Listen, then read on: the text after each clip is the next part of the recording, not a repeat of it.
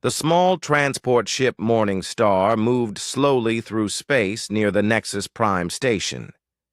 Inside the ship, 4 young humans sat in their seats, tired but happy.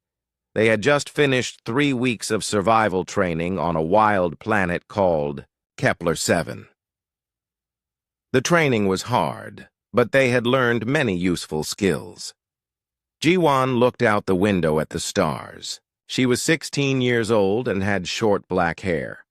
Her younger brother Hyunwoo sat next to her. He was 14 and still excited about everything they had learned during training. Across from them sat Nari, a 15-year-old girl with bright eyes who always noticed small details. Minho, the oldest at 17, sat in the front seat reading a book about space navigation. "I can't wait to get home," Hyunwoo said, stretching his arms. "I want to tell Mom and Dad about how we built that shelter in the storm." The look on Instructor Kim's face when you caught that fish with your bare hands was amazing, Nari laughed. "I took a picture." Minho looked up from his book. "We still have 6 hours until we reach Earth. Try to get some sleep." Jawan nodded. The survival training had been tough.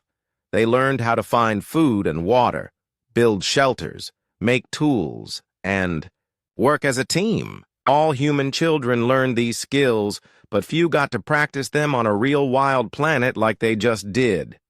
Suddenly, the ship shook hard. Red lights started flashing on the control panel. The pilot, Mr. Park, looked worried as he checked. His screens. "What's happening?" Minho asked, getting up from his seat. "Unknown ships are approaching us," Mr. Park said. "They're not responding to my calls." Through the window, Jiwan saw 3 large, dark ships coming toward them. They looked nothing like human ships. These vessels had sharp edges and strange symbols painted on their sides. Green lights blinked along their hulls. "Are they friendly?" Nari asked, but her voice showed she already knew the answer. The largest alien ship moved in front of their transport. A bright beam of light shot out and grabbed the Morning Star. Mr. Park tried to break free, but the alien ship was too strong. Their small transport was pulled into the alien vessel's cargo bay. "Everyone stay calm," Mr. Park said, but his hands were shaking as he turned off the engines. "Let me do the talking." The cargo bay doors closed behind them with a loud bang. Strange alien creatures walked toward their ship. They were tall and had gray-green skin. Their faces looked like a mix of lizard and insect. They wore dark armor and carried weapons that glowed with blue energy. The leader of the aliens was bigger than the others. He had red markings on his face and a crown-like thing on his head. He walked up to their ship and hit the hull with his weapon. "Open this ship now!" the alien leader shouted in rough but understandable words. "We know you are in there, humans!" Mr. Park looked at the 4 young people. "Stay behind me," he whispered. He opened the ship's door and walked out slowly, with his hands up. "I am Captain Mortok of the Vorthan Empire," the alien leader said. "This ship and everything in it now belongs to us." "We are peaceful travelers," Mr. Park said. "We were just going home to Earth. We have nothing valuable." Captain Mortok laughed. It sounded like metal scraping against stone. "Nothing valuable? You carry something very rare and worth much money." "What do you mean?" Mr. Park asked. The alien captain pointed at Jiwon, Hyunwoo, Nari, and Minho, who were still standing in the ship's doorway. "Young humans! Do you know how much research facilities will pay for live human children? Especially ones this young and healthy?" Mr. Park stepped in front of the teenagers. "You cannot take them. They are just children going home to their families." "Children?" Another alien soldier laughed. "Perfect.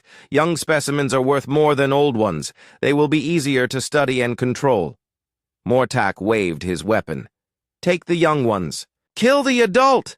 No! Jiwan shouted, but alien soldiers were already moving toward them. The teenagers had no choice but to leave their ship. The aliens put metal bands around their wrists and ankles. The bands felt cold and heavy. When Hyunwoo tried to remove his, it gave him a small electric shock. "Don't touch the restraints," one alien guard said. "They will hurt you if you try to escape." They were forced to walk through the alien ship. The walls were dark and covered with strange symbols. The air smelled like metal and something rotting. Green lights ran along the ceiling, casting scary shadows everywhere. "Where are you taking us?" Nari asked. "To the cargo hold," the guard answered. "You will stay there until we find a buyer." As they walked, Jiwon looked around carefully. She noticed how the doors opened, where the guards stood, and what weapons they carried. Her survival training had taught her to always watch her surroundings. Even in this scary situation, her mind was working. Minho walked close to Hyun-woo, ready to protect his younger friend. Nari stayed near Jiwon, and both girls watched everything the aliens did. They might be prisoners, but they were not helpless. The cargo hold was a large, empty room with metal walls. There were no windows and only one door. The aliens pushed them inside and locked the door behind them. "Comfortable prison for valuable cargo," Captain Mortak said through a speaker in the wall. "Rest well, young humans. Tomorrow we start looking for buyers." The four friends sat down on the cold metal floor. The room was dark except for one small light in the ceiling. "Are you okay?" Minho asked the others. "I'm scared," Hyunwoo said quietly. "It's okay to be scared," Jiwon told her brother. "But remember what we learned on Kepler 7. We survived 3 weeks on a dangerous planet. We can handle this too." "She's right," Nari said. "These aliens think we're just helpless children. They have no idea what human kids can do." Minho nodded. "We need to stay calm and think. There has to be a way out of here." Outside their prison, the alien crew celebrated their successful capture. They had no idea that taking human children was the worst mistake they could ever make. They also did not know that these particular human children had just spent 3 weeks learning exactly how to survive in impossible situations. Captain Mortak contacted his friends on other ships. "We have captured 4 young humans," he bragged. "The research facilities will pay us millions of credits for fresh specimens." "Excellent work," came the reply. "Young humans are so rare. They will be perfect for testing." The aliens had no idea that across the galaxy, other creatures who knew. Humans were about to panic when they heard this news. They had no idea that human children were not the weak, helpless beings they thought they were. But most importantly, they had no idea that the human military was about to receive a message that would make them angrier than they had ever been in their entire history. The 4 young humans sat in their dark prison, but they were not planning to stay there for long. Admiral Soman sat at her desk in the Human Colonial Defense Headquarters on Earth. She was reading reports about trade routes when her communication device started beeping with an urgent message. The red light meant emergency. "Admiral," came the voice of Commander Taewon. "We have a problem. A human civilian ship has been captured by Vorthan pirates." Admiral Soman looked up from her papers. She was a small woman, but everyone in the military knew how tough she was. "Details, Commander." "Commander." Taewon walked into the office carrying a datapad. He was young but very smart, and Admiral Soman trusted his work. The transport ship Morning Star was taken near Nexus Prime Station. The pilot managed to send a distress signal before they were captured. "How many people were on board?" Admiral Soman asked. 5 humans total, Tae-Won said. 1 adult pilot and 4 teenagers returning from survival training. Admiral Soman's face went very still. She put down her papers slowly. Did you say teenagers? Yes, ma'am. Ages 14 to 17. They were students coming back from the boy advanced survival course on Kepler 7. The room became very quiet. Commander Tae-Won had worked with Admiral Soman for 3 years, but he had never seen her look like this. Her eyes became cold like ice, and her voice dropped to almost a whisper. "They took our children," she said. "Ma'am, I suggest we contact the diplomatic office. We can probably negotiate for their release. The Vorthans usually want money, not trouble with humans." Admiral Soman stood up from her chair. "Commander Tae-Won, please send a message to all fleet captains. Tell them to prepare for immediate departure. Full battle ready." "Full battle ready? Ma'am, are you sure? For 1 transport ship?" Admiral Soman looked at him with an expression that made Tae-Won step back. "They took human children, Commander. Not cargo. Not prisoners. Children. Do you understand what that means?" Tae-Won was starting to understand. He had heard stories about what happened when human children were threatened, but he had never seen it happen. "How many ships should I call?" "All of them," Admiral Soman said. "Every ship we have. I want the entire 3rd Fleet ready to move in 2 hours." "The entire 3rd Fleet?" "Ma'am, that's 47 ships, including 3 battleships." "Make it happen." "Commander." Meanwhile, far across the galaxy at a busy trading station, an alien merchant named Velkris was checking his inventory. Velkris was part of a species called the Mantari. They looked like tall, thin people with blue skin and 4 arms. The Mantari were known for being good traders and for having excellent hearing. Velkris was loading supplies onto his ship when he heard voices from the next docking bay. He recognized the language. It was Vorthan. Normally, he would not listen to other people's conversations, but something made him pay attention.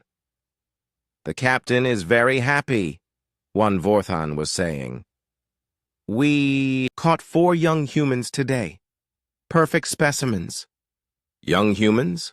the other Vorthan replied. "How young?" "Teenagers. The captain says we will be rich when we sell them to the research labs." Velkris dropped the box he was carrying. It crashed to the floor, but he did not notice. He had traded with humans before. He knew what they were like when their children were in danger. He ran to his ship's communication system and tried to contact the Vorthan vessel.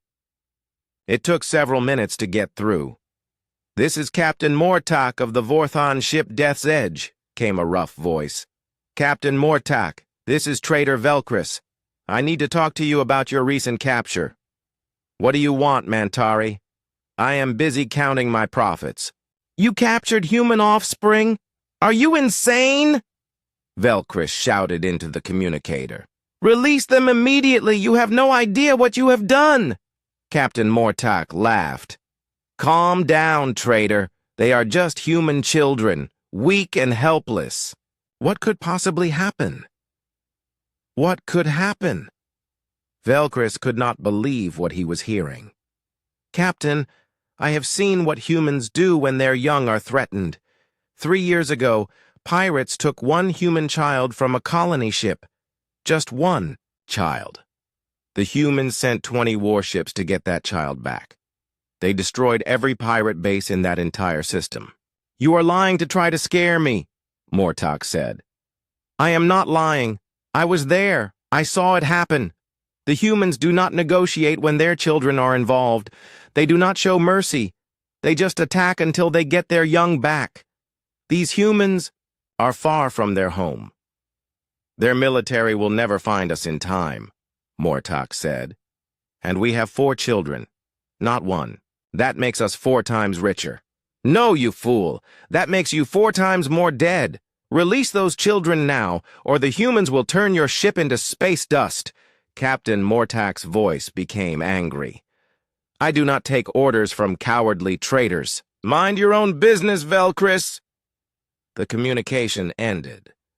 Velcris stared at his communicator in horror. He quickly sent messages to all his Mantari friends. Stay away from Sector 7. Vorthans have captured human children. War is coming. On another trading station, a Zalani captain heard the news and immediately changed course away from Vorthan. Space. The Zalani had fought alongside humans in the border wars. They knew what human anger looked like. At a mining facility, Korvath workers stopped their digging when they got word that human offspring had been taken. The Korvath remembered when raiders had attacked a human school ship. The human response had been so fast and violent that 3 alien species had surrendered without fighting just to avoid being connected to the attack. News traveled fast through the galaxy's communication networks. Most aliens had heard stories about human protective instincts, but many thought they were just myths. The smart ones knew better. On the Vorthon ship, Captain Mortak was talking to potential buyers. I have 4 healthy human specimens, he told a research facility. Ages 14 to 17. No damage. Perfect for your experiments. Excellent, came the reply. Human children are very rare. We will pay double our usual price. Can you deliver them to our lab on Zerion 3? Of course. We will be there in 4 days. What Captain Mortak did not know was that the research facility's communications were being monitored by human intelligence agents. As soon as the call ended, the information was sent directly to Admiral Somin.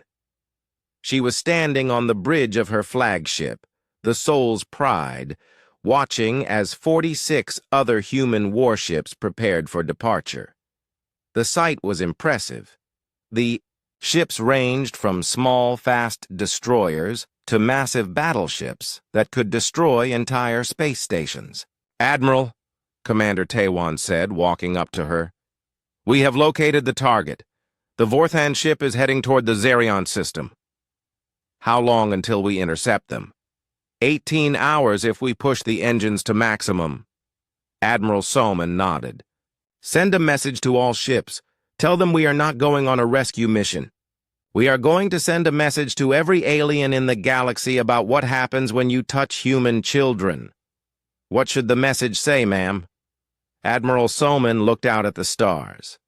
Somewhere out there, 4 human teenagers were scared and probably thinking their families would never find them. They were wrong. Tell them that the human race is coming, she said, and we are not coming to negotiate. The fleet moved into hyperspace, leaving Earth behind. Across the galaxy, alien species were evacuating any area where the Vorthans might travel. They knew that when humans came to rescue their children, it was better to be far away. But the Vorthans still thought they were safe. They had no idea that they had just made the biggest mistake in their species' history. Inside the dark cargo hold of the Vorthon ship, the 4 human teenagers sat in a circle on the cold metal floor. They had been prisoners for 6 hours, but they were not sitting there feeling sorry for themselves. They were planning. The guards change every 4 hours, Nari whispered. I've been counting. The new guard always takes 2 minutes to check the door locks. Good, Jawan said quietly. What else have you noticed? The air recycling system makes noise every 30 minutes, Minho added. It's loud enough to cover small sounds. Hyunwoo, who had been very quiet since they were captured, finally spoke up. The metal restraints have a weak point where the 2 pieces connect. I felt it when I tried to move my wrist. Jiwon looked at her younger brother with pride. Even though he was scared, He was still thinking like the survival student he was. "Show me." Hyunwoo held up his wrist. The metal band was thick and heavy, but where the two ends met, there was a small gap. "If we had something thin and strong, we might be able to force it open." "Like what?" Nari asked. Ji-won reached up and pulled a hairpin from her hair. It was made of strong metal, designed to hold her hair during physical training. "Like this." She carefully inserted the hairpin into the gap in Hyunwoo's restraint. It took several minutes of careful work, but finally the band clicked open and fell to the floor. "Incredible," Minho whispered. "Now do mine." One by one, Ji-won freed all of them from their restraints. They were careful to keep the metal bands close by in case a guard came to check on them. "Now what?" Hyunwoo asked.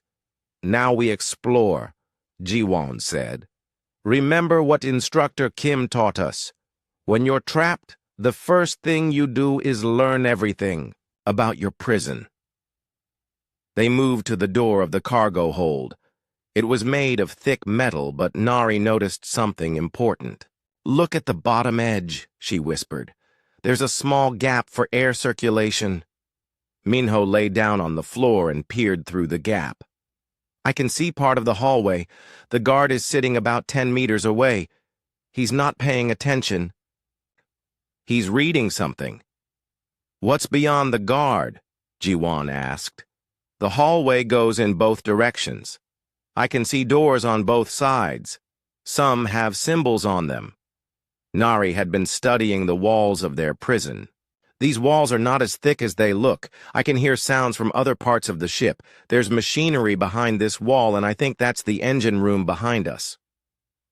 "The air recycling noise is coming from above us," Minho said, looking up at the ceiling. "There might be maintenance spaces up there." Ji-won smiled. "I have an idea, but it's going to be dangerous." She explained her plan. They would wait for the next guard change. During those 2 minutes when the hallway was empty, they would get out of the cargo hold and split up. Each person would have a different job. "Hyunwoo, you're the smallest. You'll go up into the air system and find the ship's communication room. Can you do that?" Hyunwoo nodded. "What will you tell them when I get there?" "Nothing. You're going to rewire their system to broadcast our location to human space." "I don't know how to do that," Hyunwoo said. "Yes, you do," Nari said. "Remember, the electronics class? All communication systems work the same way.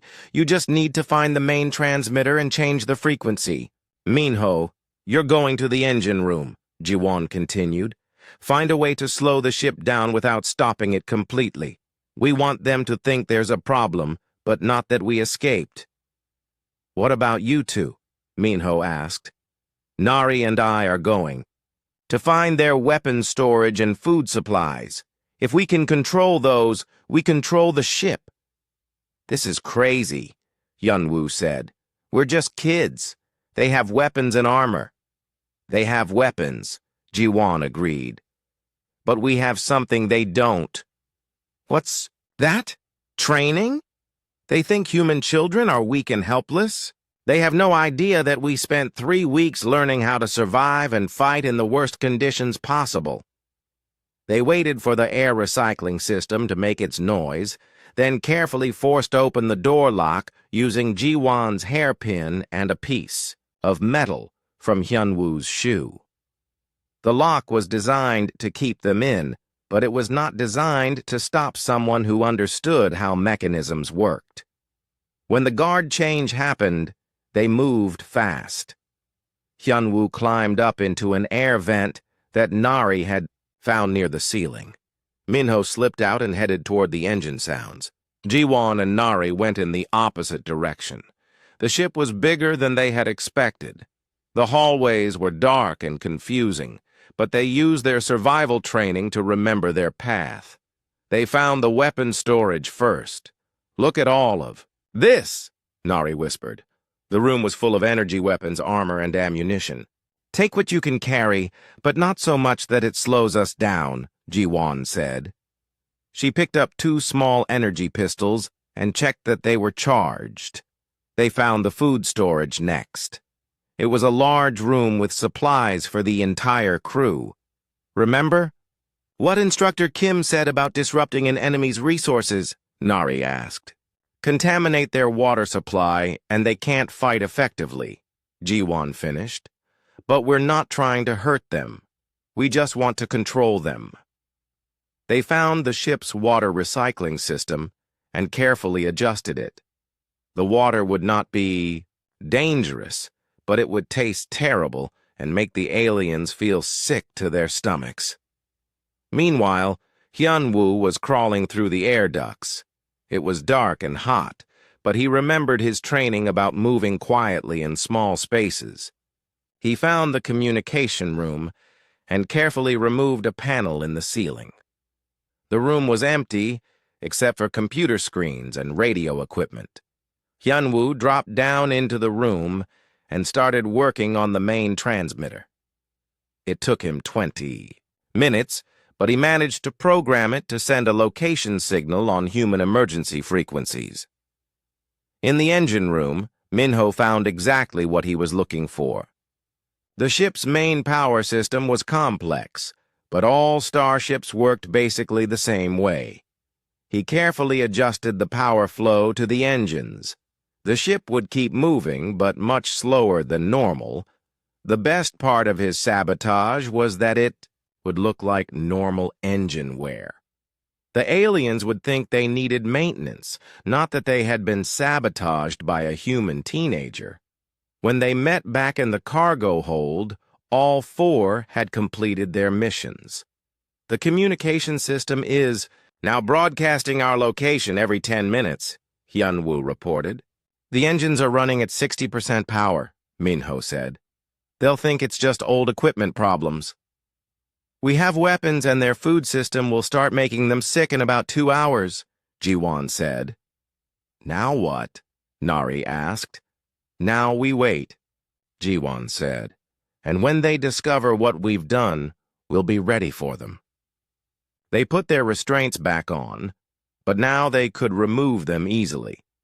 They hid the weapons under loose panels in the cargo hold floor.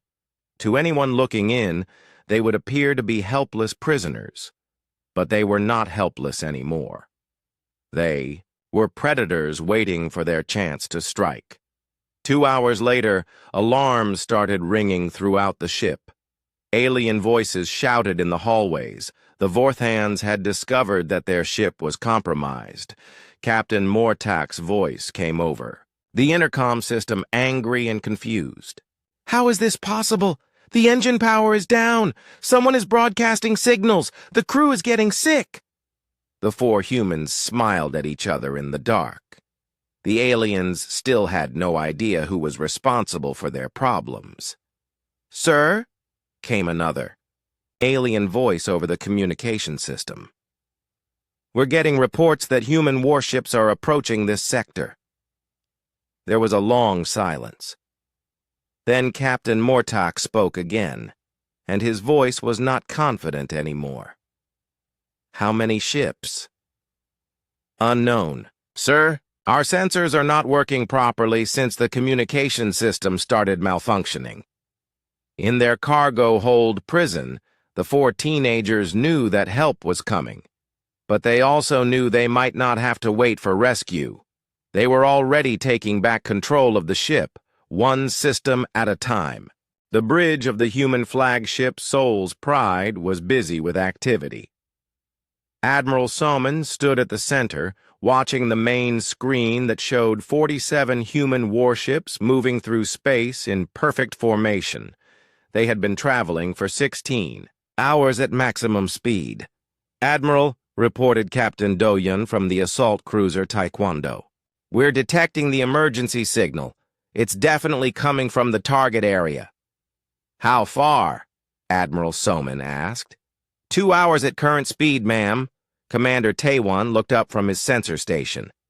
"Admiral, I'm reading multiple Vorthon ships in that system, not just the one that took our people. How many? At least 12 ships. It looks like they're using that area as a base of operations.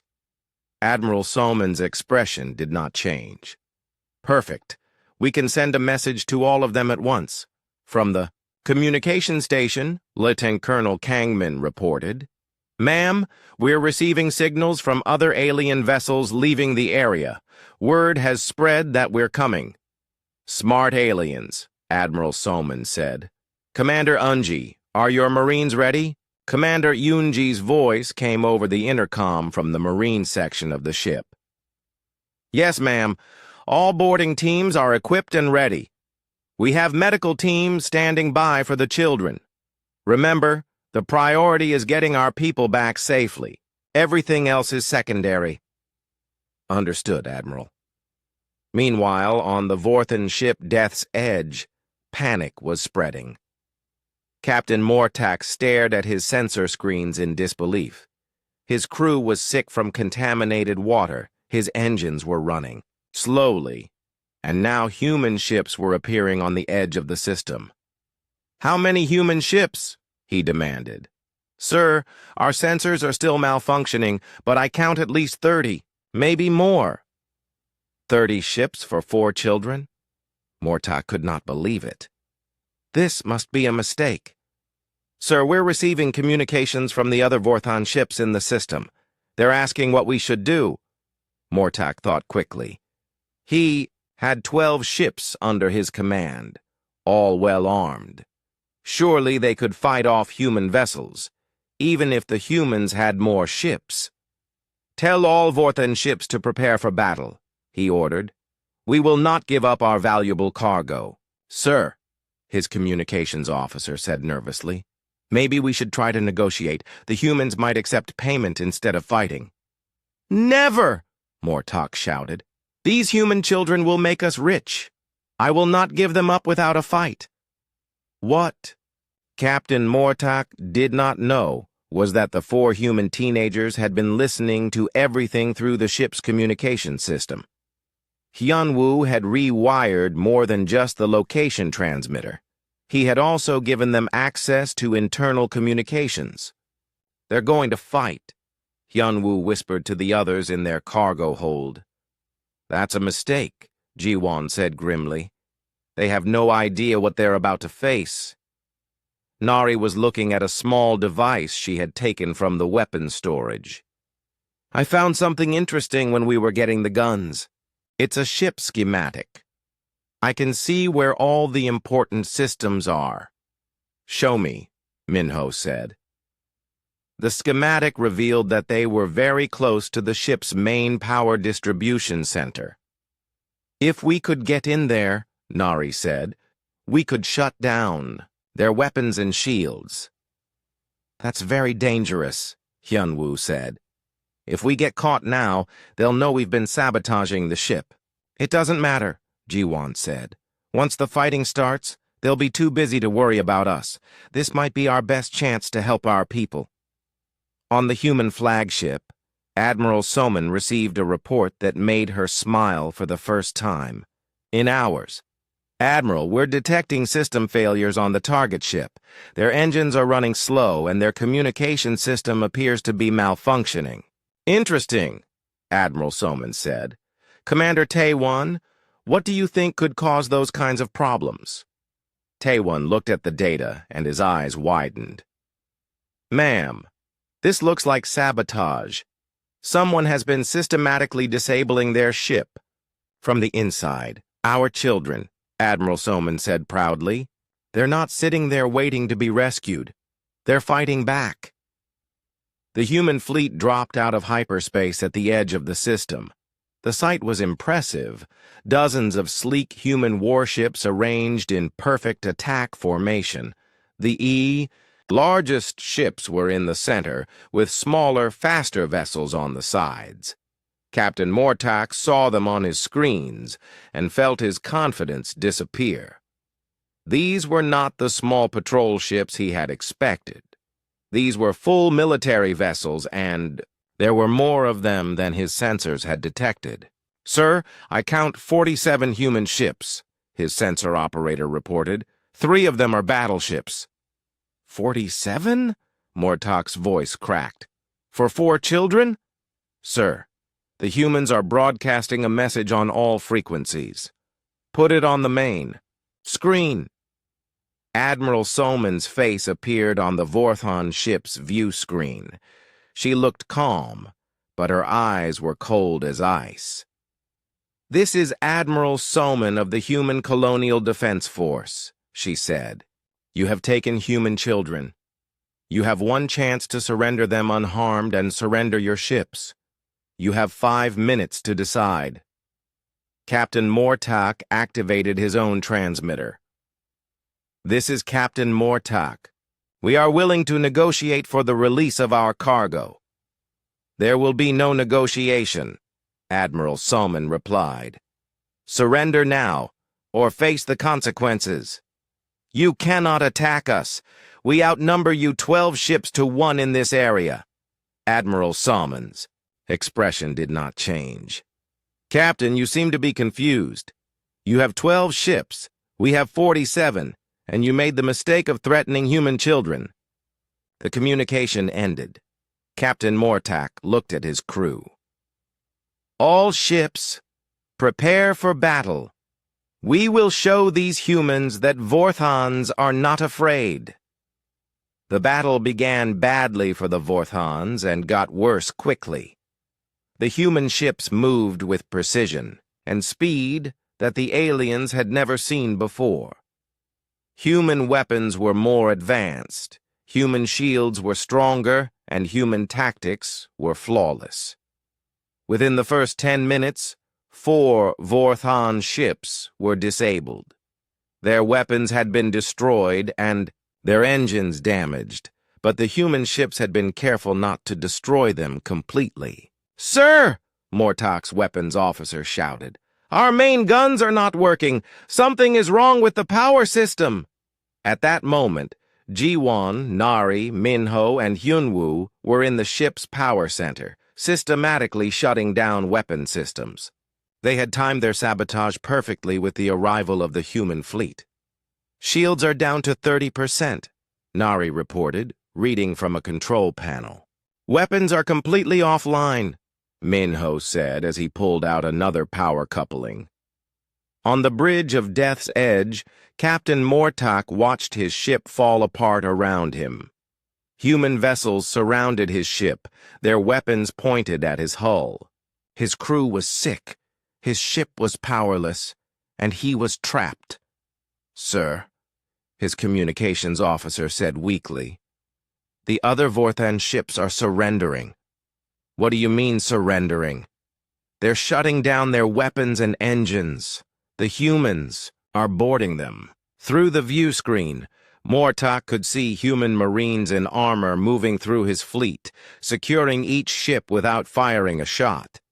The human attack had been so fast and effective that resistance was impossible. Sir, the humans are requesting permission to board our ship. Captain Mortok looked around his bridge. Half his crew was too sick to work, his weapons were dead, and his ship was surrounded by overwhelming force. Tell them, he started, then stopped. Tell them we surrender. On the human flagship, Admiral Samin nodded when she received the surrender. Message. Commander Yunji, your teams are clear to board. Secure the ship and bring our children home. Yes, ma'am. Boarding teams are moving now. As human marines prepared to dock with the Vorthon ship, Admiral Soman opened a communication channel to broadcast across the entire system. Let this be a lesson to every species in the galaxy, she said. Humans will travel across space and bring our entire fleet to rescue even one of our children. Touch human young and face the full power of the human race. Inside the Vorthon ship, the 4 teenagers heard Admiral Soman's message and smiled. They had known help would come. They had just decided not to wait for it. The human marines found the 4 teenagers sitting calmly in what was supposed to be a secure cargo hold. Commander Yunji led the boarding team, expecting to find frightened children who needed rescue. Instead, she found young people who looked like they had been having an interesting adventure. "Are you Jiwon, Hyunwoo, Nari, and Minho?" Commander Unji asked, removing her helmet. "Yes, ma'am," Jiwon replied, standing up. "We're very happy to see you. Are you injured? Do you need medical attention?" "We're fine," Nari said. "Actually, we're better than fine. We learned a lot about alien technology today." Commander Yunji looked around the cargo hold. She noticed that the door lock had been damaged, and there were tool marks on the walls where panels had been removed. "Did you break out of here?" she asked. "Several times," Minho admitted. "We put the restraints back on so the guards wouldn't know." "Several times?" Hyunwoo grinned. "We've been sabotaging their ship for hours. We disabled their engines, broke their communication system, contaminated their water supply, and shut down their weapons." Commander Yunji stared at them. "You did what?" "We used our survival training," Jiwon explained. "Instructor Kim always said that if you're captured, you should never just sit there waiting for rescue. You should gather information and look for ways to escape or fight back." "These aliens thought we were helpless," Nari added. "They had no idea what human children learn in school." Commander Yunji spoke into her radio.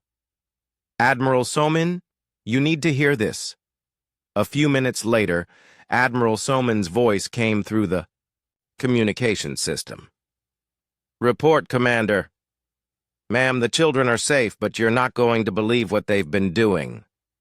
Admiral Somin listened as Commander Yunji explained how the teenagers had systematically disabled the alien ship from the inside. When the report was finished, there was a long silence. "Are you telling me," Admiral Somin finally said, "that 4 teenagers captured an alien warship using survival training and hairpins?" "Yes, ma'am. That appears to be exactly what happened." "Bring them to the flagship immediately. I want to debrief them personally." An hour later, the 4 friends stood on the bridge of the Soul's Pride, telling their story to Admiral Somin and her senior officers. The adults listened with growing amazement as the teenagers described their escape and sabotage activities. The most important thing, Jiwon was explaining, was to stay calm and use what we had learned. We knew that if we worked together and used our training, we could handle the situation. "Even though you were scared?" Admiral Somin asked. "Of course we were scared," Hyunwoo said. "But Instructor Kim taught us that being scared doesn't mean you stop thinking or give up. It means you need to be extra careful and smart." Admiral Somin looked at her officers. "Gentlemen, I want you to remember this day. These children did not wait for adults to save them. They saved themselves and helped us save them." Commander Taewon shook his head in wonder. "With respect, Admiral, most adult soldiers would not have been able to do what these teenagers did." "That's because most adult soldiers from other species don't get the training human children receive," Admiral Somin replied. "Our children learn survival, problem-solving, teamwork, and basic combat skills from a young age.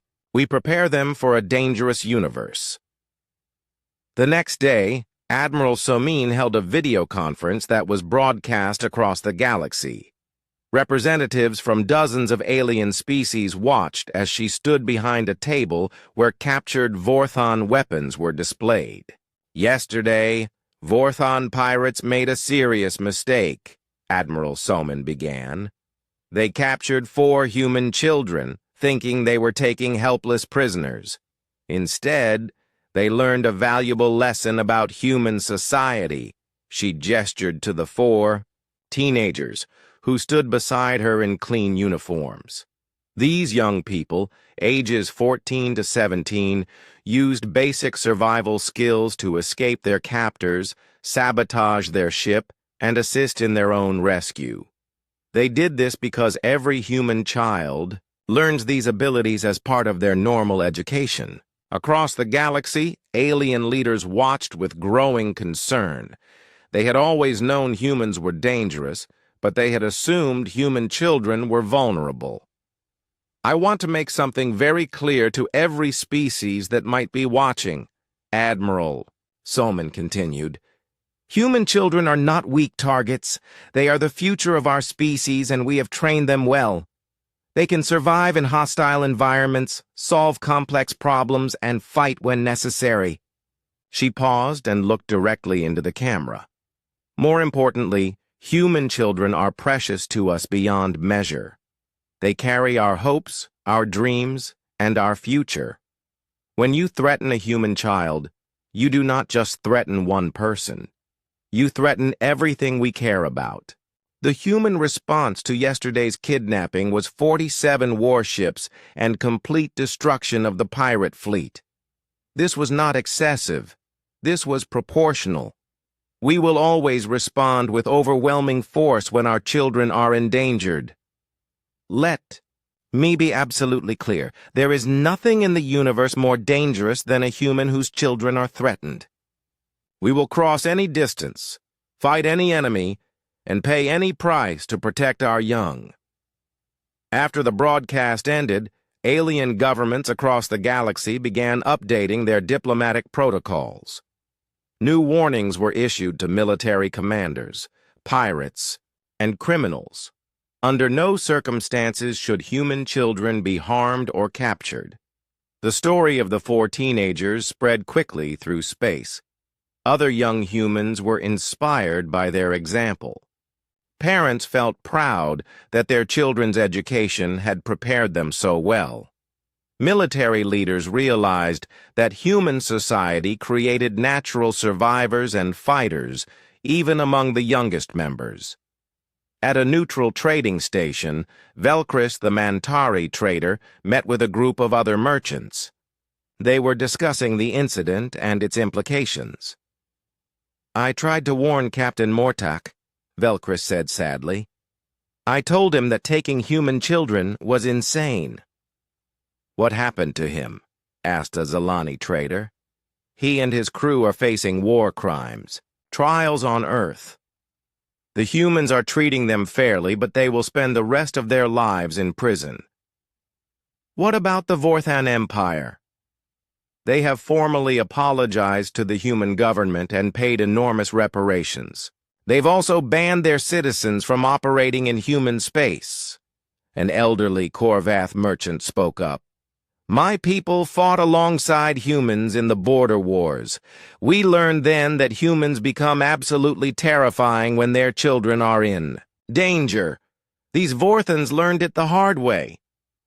"The scariest part," Velcris said, "is that those children rescued themselves. The human fleet just cleaned up the mess afterward."